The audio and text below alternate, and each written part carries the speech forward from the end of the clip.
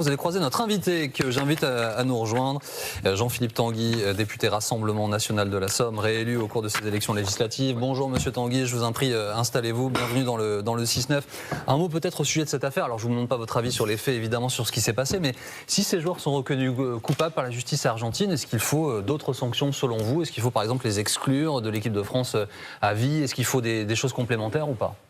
Moi, j'ai pas d'avis sur cette affaire. Moi, la présomption d'innocence, j'espère qu'ils soient innocents et le cas échéant, s'ils sont coupables, ils doivent être sévèrement punis. Évidemment, ils n'auront plus leur place en équipe de force, mais j'ai pas spécialement. Est-ce qu'il faut qu'ils purgent leur peine en Argentine en fonction de ce qui se passe, ou est-ce que vous pensez qu'il faut les extrader et qu'ils la purgent en France? Moi, je ne sais pas. Moi, je n'ai pas réponse à tout. Une information. Pardon. Ouais. Vous faites une différence entre ce qui a été dit par un certain nombre de personnalités de votre parti sur les footballeurs, et notamment au moment d'une préférence pour voter, et puis les rugbymen qui ont toujours été considérés plutôt comme étant précisément des garçons ou des filles qui ont plus peut-être de sens de l'honneur, de sens des responsabilités, ou est-ce que c'est quelque chose que vous ne connaissez pas? Non, sincèrement, je n'ai pas d'avis sur la différence de posture politique des uns et des autres. Alors, une information qui nous parvient là, source concordante à TF1 LCI, réunion autour du président de la République ce matin à 11h30 avec les chefs de la majorité. Il y aura le Premier ministre et la présence de Gérald Darmanin. Il sera évidemment question, j'imagine, de ce qui va advenir ces prochains jours, ces prochaines heures. On n'a toujours pas de gouvernement, Monsieur Tanguy, on n'a toujours pas de Premier ministre.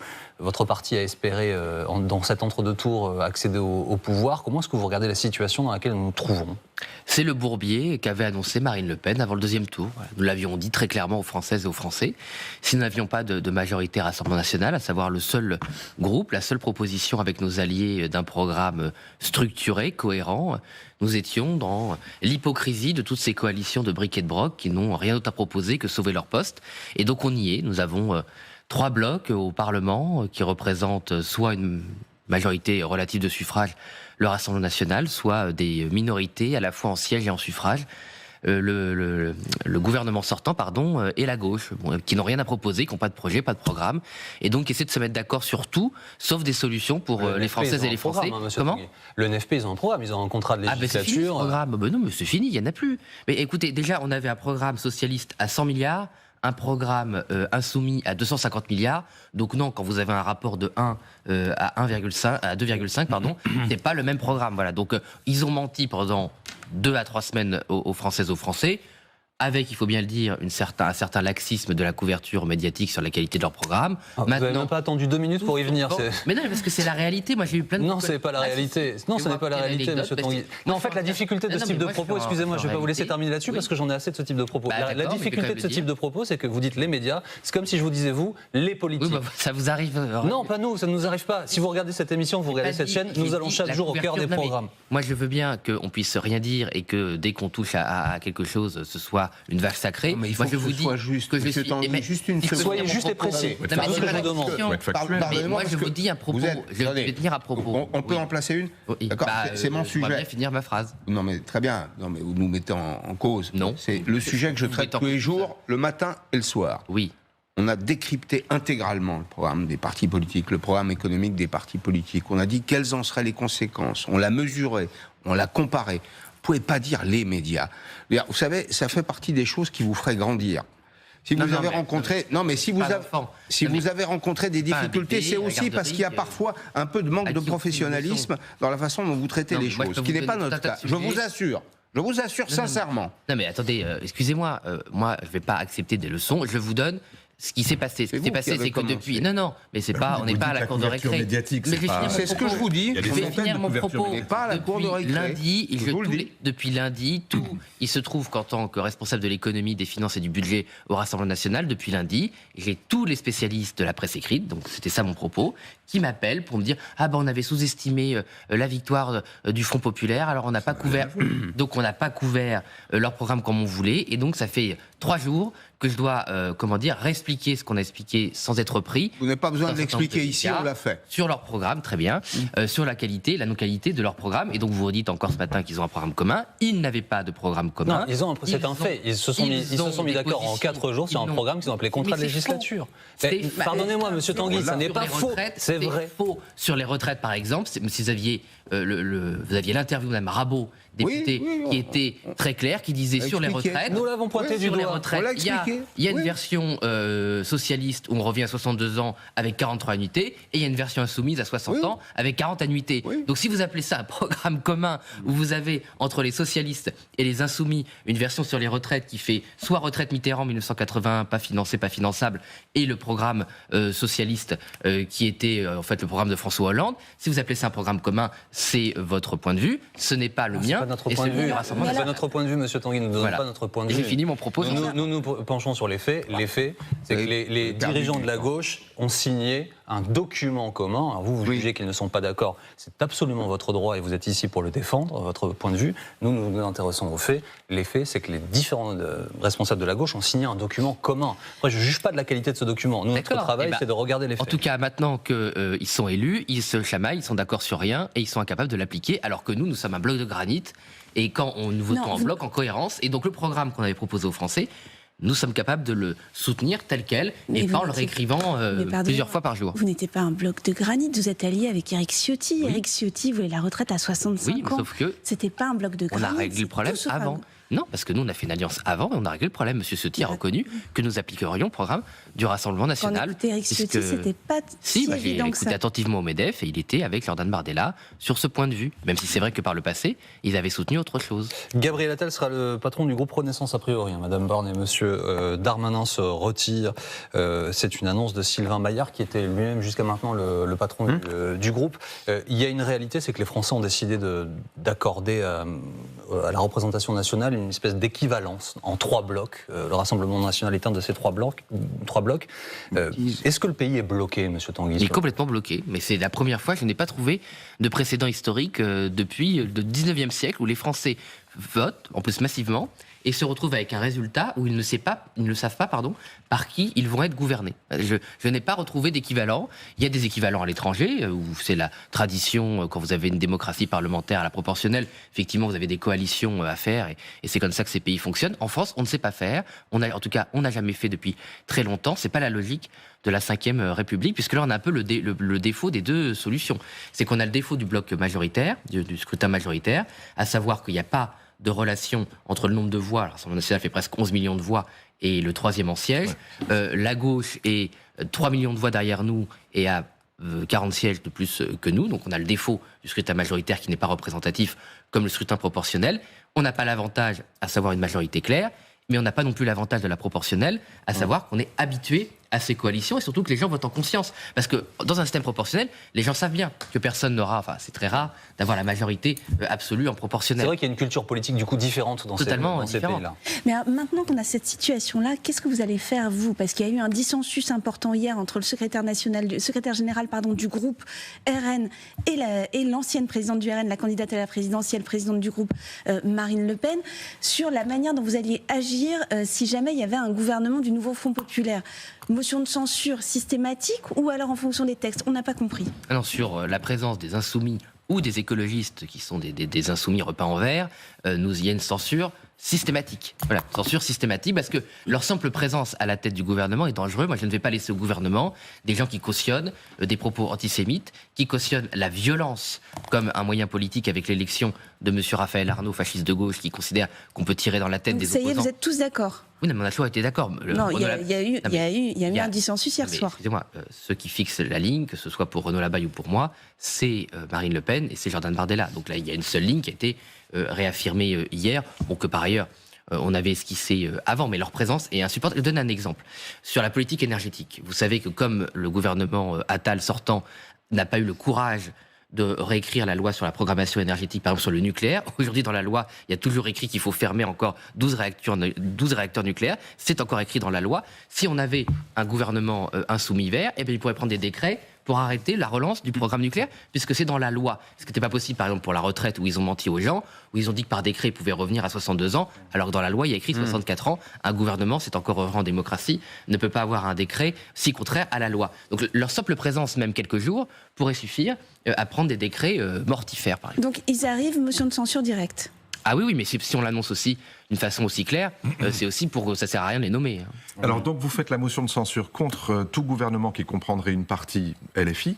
Et en même temps, si jamais il n'y a pas de gouvernement de la gauche, et qu'il y a un gouvernement, par exemple, minoritaire du bloc central, là, vous votez la censure avec LFI. On votera la censure, mais sur des textes précis. C'est ce qui s'est passé avec le gouvernement Attal, par exemple. On ne l'a pas censuré a priori, c'est-à-dire d'emblée.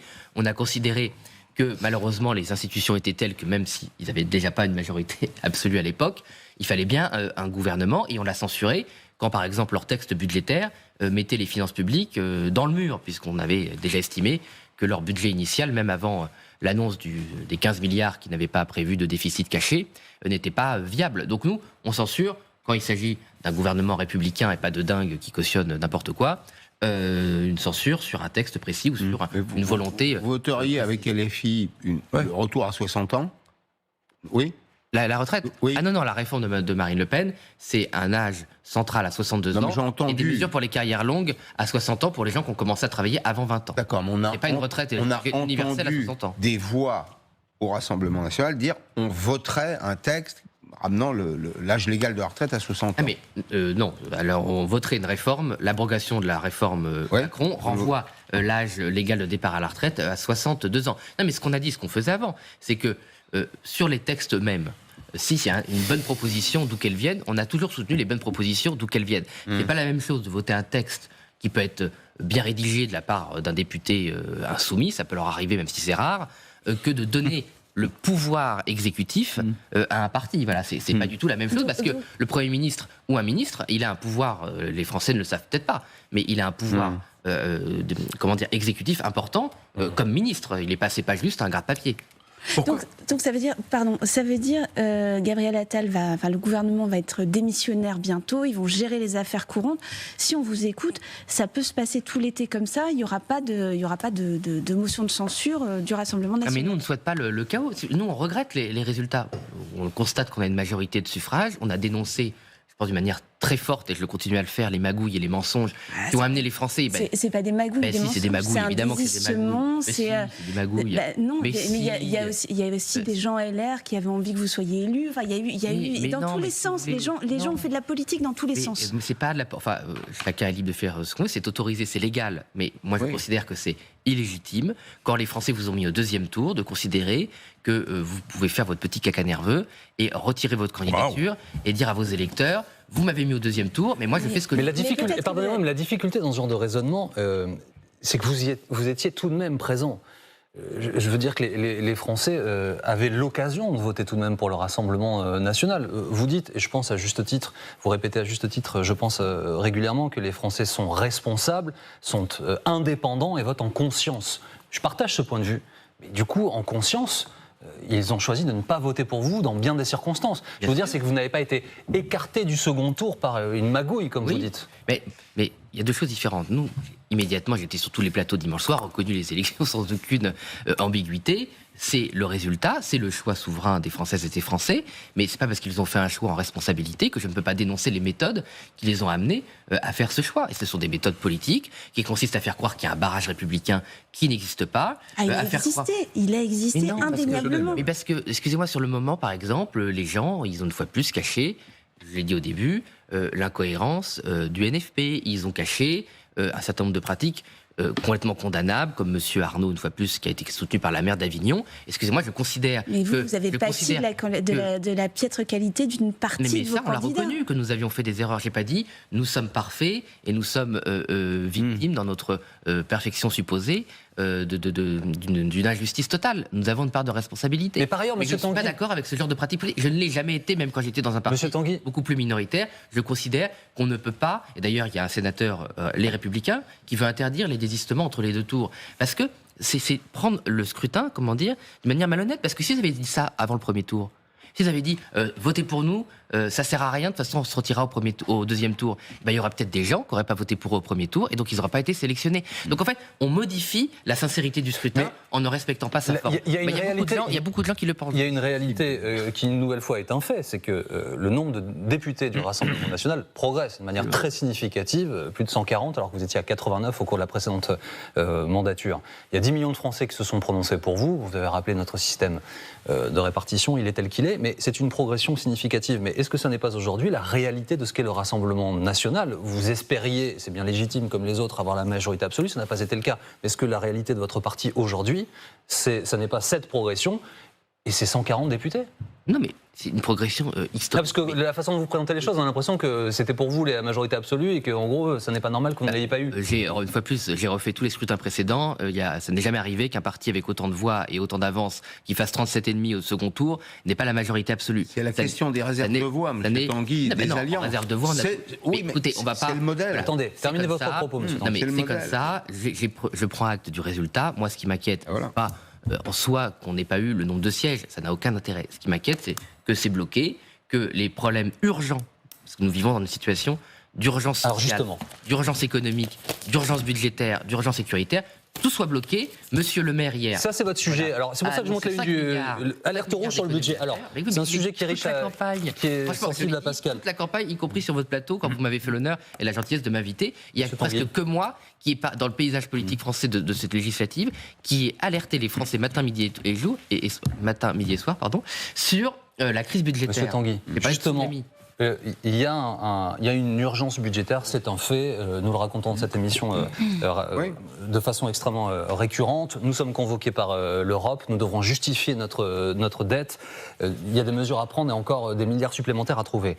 Dans ce contexte-là, qu'allez-vous faire au Parlement si jamais un gouvernement de coalition centrale était amené à voir le jour et, première chose, prendre un budget, voter un budget, proposer un budget? Est-ce que vous allez vous y opposer? Est-ce que vous allez accompagner? Est-ce que vous allez amender? Quel sera le comportement du Rassemblement national? Mais ça dépend de ce qu'on nous propose. Si, par exemple, on continue les économies qui ont été faites au début de l'année, c'est-à-dire les fonds de tiroir et affaiblir l'investissement dans l'avenir, la rénovation thermique, le bâtiment, la recherche ou l'éducation, ce sont des mauvaises baisses. Voilà, il faut faire une réforme structurelle de l'État. Il faut dégraisser le mammouth. Moi, j'ai dit, il faut supprimer au moins 2 échelons administratifs. Pas seulement les mandats, ça coûte presque rien, même si c'est surestimé. Les échelons administratifs.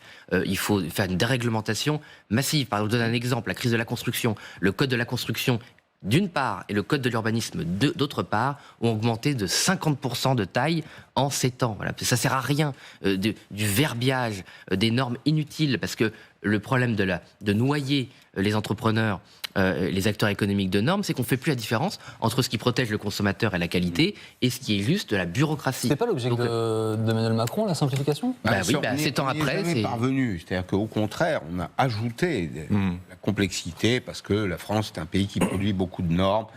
Ce serait très long, on n'a pas le temps de rentrer dans ce détail. C'est pas l'État, au fond, qui est responsable aujourd'hui, même si c'est lui qui produit un certain nombre de normes, mais les députés le sont aussi, parce qu'à l'Assemblée nationale, on vote des lois. Moi, M. Tanguy, ça m'a toujours, hors débat politique actuel, ça m'a toujours frappé. Est-ce que vous savez que la moitié des lois qui sont votées n'ont pas leur décret d'application un an après? Oui. C'est-à-dire qu'une loi qui n'a pas ses décrets un an après, ça veut dire qu'elle est parfaitement inutile, qu'on peut s'en passer.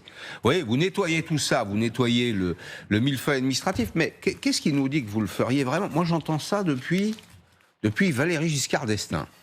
Il faut, vous voyez, c'est vous dire un peu quel peut être mon âge. Vous étiez très jeune à cette âge. Oui, en 80, j'avais une vingtaine d'années, c'est ça, ouais, mais la fin du mandat du président Giscard, personne n'a jamais rien fait, M. Tanguy, parce que l'administration a le pouvoir.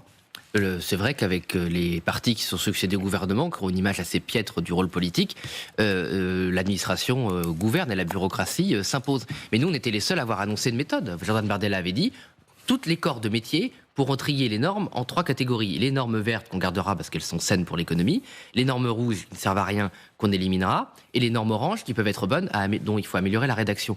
Donc on avait donné une méthode de travail et un calendrier qui était de 9 mois, et il y avait une volonté, et il y aura encore, si les Français nous font confiance plus tard, parce que je pense qu'on reviendra aux urnes assez vite, une méthode de travail pour arriver à cette déréglementation. Je reviens là-dessus. C'est aussi notre position par rapport à l'Union européenne, qui a une part considérable aussi dans cette bureaucratisation. On n'est pas en retard. La surtransposition est une spécialité française. Absolument. Vous avez une norme qui arrive de Bruxelles, on se demande comment est-ce qu'on va la complexifier. Monsieur Tanguy, à l'instant, vous venez de dire, je pense que nous retournerons aux urnes bientôt. Ça veut dire quoi? Je pense que la situation est tellement bloquée, ou une espèce de gouvernement technique qui ne correspond à aucune des volontés des Français par rapport à l'urgence dont on parlait. Je ne crois pas que ça puisse tenir longtemps. Ou si ça tiendra, ce sera contre une grande majorité Il n'y a pas mille options, il faut rappeler les choses aux gens qui nous regardent.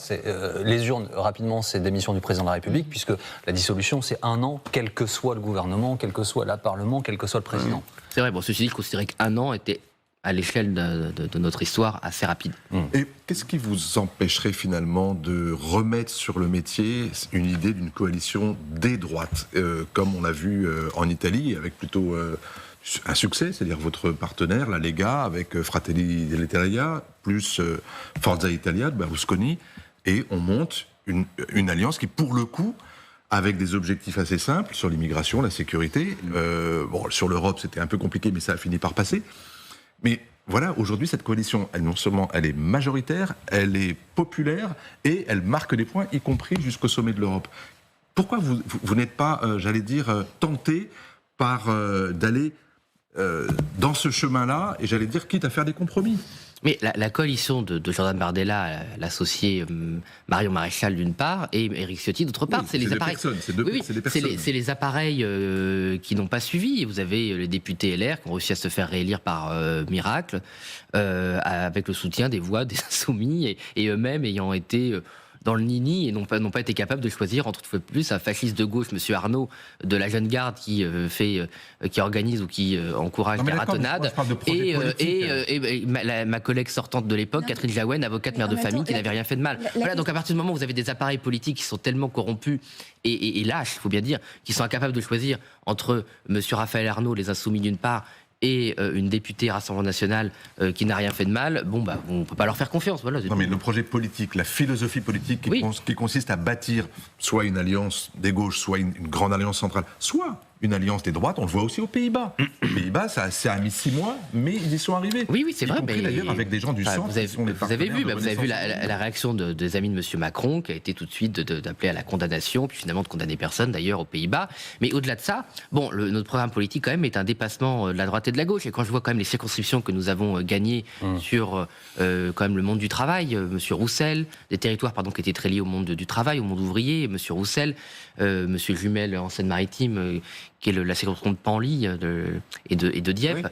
Bon, bah, nous avons quand même consolidé le marinisme et nous sommes quand même le seul parti politique, ça a été peu dit, qui est quand même soutenu majoritairement par le monde du travail. Voilà, c'est-à-dire qu'on nous traite toujours de partis, qui ne sauront pas administrer l'économie. Il se trouve que Jordan Bardella et Marine Le Pen sont très majoritaires à la fois chez les ouvriers, les employés et les entrepreneurs. C'est la nouveauté d'ailleurs de ces élections, c'est le basculement du salariat, c'est vrai. Mais en même temps, la question que pose François est essentielle. Vous espérez qu'il y aura d'autres élections très vite.